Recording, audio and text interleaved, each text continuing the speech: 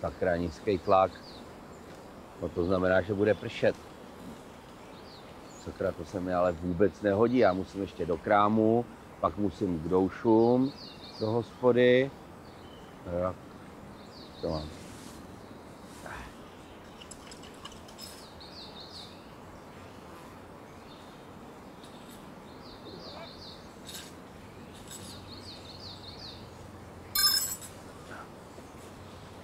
Tak naschle.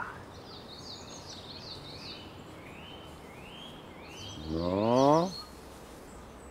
No. No, to je hnedka lepší. 120 na 80. No, a je po dešti.